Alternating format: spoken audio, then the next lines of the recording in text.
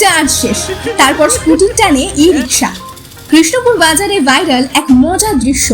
বর্তমান সময়ে পরিবেশ বান্ধব যানবাহন হিসেবে ই রিক্সা জনপ্রিয়তা দিন দিন বাড়ছে। কম খরচে চলাচলের সুবিধার কারণে যাত্রী এবং চালক উভয়ের কাছেই এটি বেশ পছন্দের। তবে চার্জে যখন এই গাড়ির প্রাণ, সেই চার্জ মাঝপথে শেষ হয়ে গেলে কি অবস্থা হয়, তারই এক বাস্তব চিত্র ধরা পড়েছে কৃষ্ণপুর বাজারে।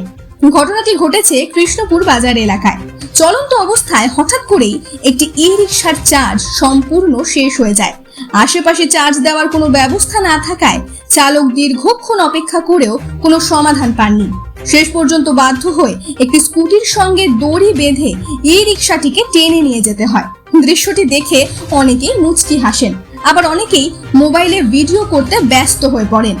একদিকে টানা বৃষ্টি, অন্যদিকে বিদ্যুতের অনিয়মিত সরবরাহ, ফলে সময় মতো চার্জ দিতে না পারায় এমন পরিস্থিতির মুখোমুখি হতে হয়েছে চালককে।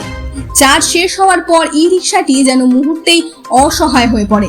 তখন নিজের শক্তিতে 1 ইঞ্চিও এগোনো সম্ভব নয়, অন্য গাড়ির সাহায্যই একমাত্র ভরসা। গরুর গাড়ির সঙ্গে তুলনা করায় কেউ দয়া করে কষ্ট নেবেন না, এটি শুধুই হাস্যরসের ছলে বলা হয়েছে। উদ্দেশ্য ই রিক্সাকে ছোট করা নয়, বরং বাস্তব সমস্যাটিকে একটু ভিন্নভাবে তুলে ধরা।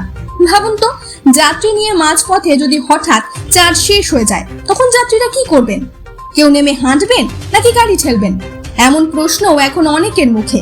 কৃষ্ণপুর বাজারের এই ঘটনাটি যেন একটি বার্তাই দিয়ে গেল, ই রিক্সা যতই আধুনিক হোক না কেন, চার্জ শেষ মানেই সব শেষ।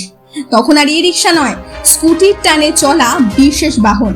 তাই ই রিক্সা চালকদের প্রতি একটাই অনুরোধ, রাস্তায় বের হওয়ার আগে চার্জটা একবার ভালো করে দেখে নিন, না হলে গন্তব্যে পৌঁছানোর আগেই আপনাকেও হয়তো দড়ি আর স্কুটির ওপর ভরসা করতে হতে পারে।